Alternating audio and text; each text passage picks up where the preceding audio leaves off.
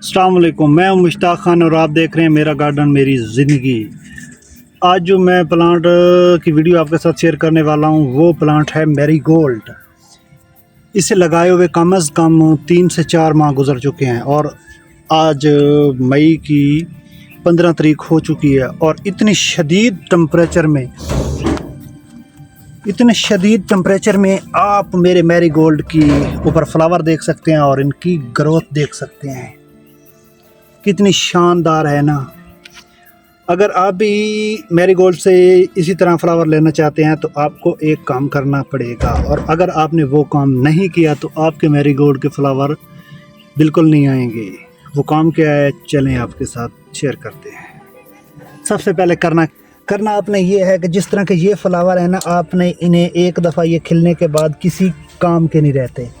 आपने करना ये है कि इन फ्लावर को आपने बिल्कुल काट देना है, ऐसे कटर की मदद से। ऐसे ये फ्लावर है ना, ये अब किसी काम का नहीं है, तो ऐसे फ्लावर को हमने काटना है ताकि नए फ्लावर को मौका मिल सके। इन्होंने तो अपनी उम्र गुजार चुके हैं, पूरी कर चुके हैं। अगर इन्हें हम नहीं काटेंगे तो ये चीज़, और इनका हम सीड भी नहीं बना सकते क्योंकि ये F1 वैरायटी के मैरीगोल्ड हैं, तो इनसे सीड वाला कोई चक्कर नहीं है। आप कहीं सोचें कि ये खड़े रहें तो हम इनसे सीड बनाएंगे, नहीं, ऐसा नहीं होगा। ये F1 वैरायटी है मैरीगोल्ड की, तो इससे आप सीड नहीं बना सकते। जिस तरह मैंने काटा ये भी किसी काम का नहीं है। आप देखें इसको, फ़िलहाल मुझे जो मेरे ज़हन में बात आई है कि इसे अब फंगस भी लग चुकी है। इधर दिखाओ, ये जो प्लांट है ना, ये आप गौर से देख सकते हैं, इसे फंगस लग चुकी है। जहाँ से फंगस इसे इफ़ेक्ट कर चुकी है वहाँ से हम इसे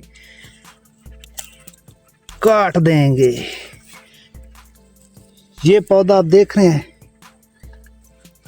इसको फंगस लग चुकी है, तो ये अगर खड़ा रहा तो ये बाकी के साथ भी बीमारी इसकी लग जाएगी। तो इसे निकाल के बाहर फेंकना है, बल्कि पूरे के पूरे प्लांट को ही आपने ऐसे निकाल लेना है और बाहर फेंक देना है।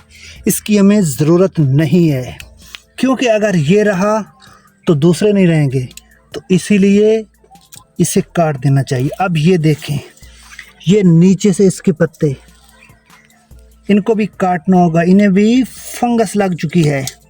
अगर हम इन्हें नहीं काटेंगे तो मसला और भी शदीद हो जाएगा।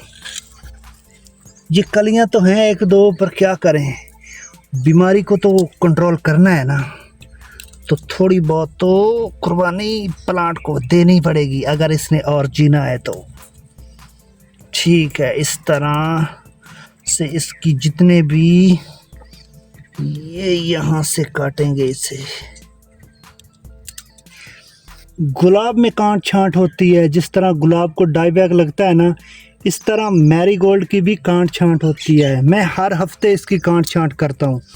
जिस तरह के ये हो गया, अब ये भी बीमार हो चुका है। अगर मैं इसे खड़ा रहने दूंगा तो पूरा मैरीगोल्ड इसी तरह हो जाएगा।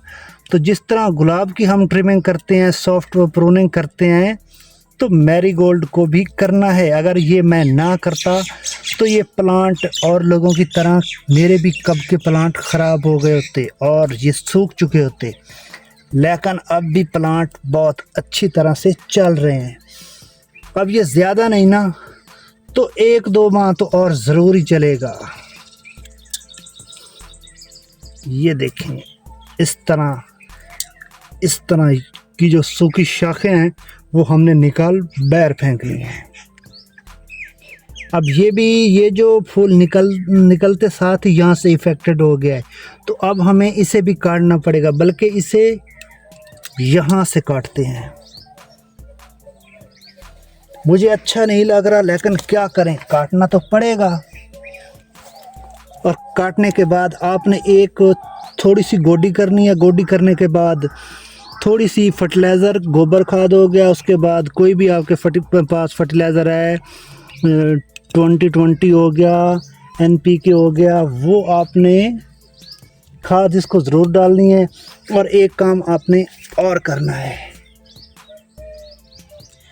اگر آپ کے پاس کوئی بھی فنجی سائڈ سپرے پڑا ہے، فنگس کی کوئی دوا پڑی ہے، کاربنڈازم، مینکوزیب، میٹل ایکسل، کوئی بھی، تو وہ آپ نے اس کے اوپر سپرے لازمی کرنا ہے، تاکہ یہ جو فنگس پھیل رہی ہے نا دوسرے پلانٹ میں، تو یہ فنگس یہیں پر رک جائے، دوسرے پلانٹ اس کے ساتھ افیکٹڈ نہ ہوں۔ تو میرے پاس مینکوزیب میٹل ایکسل دوائی پڑی ہے، وہ میں اس کے اوپر سپرے کر دوں گا، تو انشاءاللہ میرا مسئلہ تو یہیں پر ہی ٹھیک ہو جائے گا۔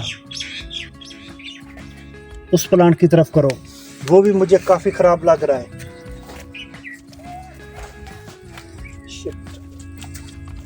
اب اس پلانٹ کی کنڈیشن چیک کریں، اس کے اوپر یہ جو پرانے پھول ہیں نا، یہ اچھا ایک مسئلہ صرف میں نے جو F1 ورائٹی کے بیج ہوتے ہیں نا، فلاور ہوتے ہیں میری گولڈ کے، ان میں یہ مسئلہ ضرور آتا ہے، یہ والا، انہیں فنگس بہت لگتی ہے۔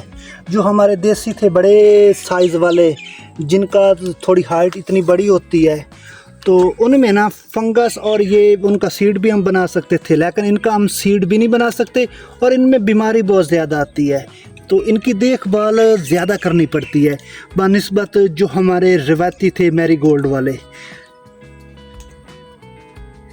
اگر میں ان کی کیئر نہ کرتا تو یہ کب کے ختم ہو جانے تھے۔ آگے بات سمجھ، اسے بھی فنگس لگ چکی ہے، اس ورائٹی میں تو پریشان ہو چکا ہوں، بلکہ پریشان جو میرے گارڈن ہوتے ہیں اس کے لیے تو پریشانی کی بات نہیں ہے، آپ کے لیے یہ پریشانی کی بات ہے، میں تو اسے پھر بھی حل کر لوں گا۔ یہ دیکھیں، اس کو فنگس لگ چکی ہے، اگر ہم اس فنگس زدہ حصے کو نہیں ہٹائیں گے تو یہ جو پورا پلانٹ کھڑا ہے جو بالکل صحیح ہے، یہ بھی خراب ہو جائے گا، تو آپ نے اسے بھی کاٹ دینا ہے۔ سمجھے آپ کے گلاب میں ڈائی بیک لگ چکا ہے یا فنگس لگ چکا ہے، تو ان فنگس زدہ حصوں کو ہٹانا ضروری ہے۔ اگر آپ نہیں ہٹائیں گے تو صرف 2-3 دن میں ہی آپ کا پلانٹ خراب ہو جائے گا، اسی طرح سوکھ جائے گا، اور اگر ہم یہ افیکٹڈ حصے ہٹا دیں گے تو یہ پلانٹ چل سکتا ہے، بلکہ لمبا چل سکتا ہے، کیونکہ یہ پلانٹ بہت عرصے سے انفیکٹڈ تھا، جتنے بھی حصے اس کے خراب ہوتے ہیں میں نکال دیتا ہوں، تو پھر یہ اچھے فلاورنگ دیتا ہے، پھر بیماری پھر واپس آ جاتی ہے۔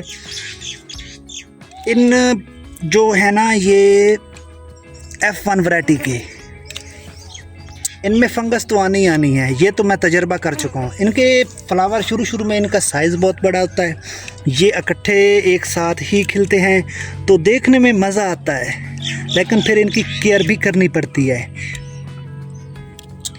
یہ حصہ دیکھیں، یہ یہاں سے کاٹیں گے، اسے تو ساری فنگس لگ چکی ہے، یہ میں تو اسے نکال ہی دیتے ہیں، یہ اوروں کو بھی خراب کرے گا، خود تو ہو چکا ہے۔ ایک یہ یہاں سے کاٹ دیں گے۔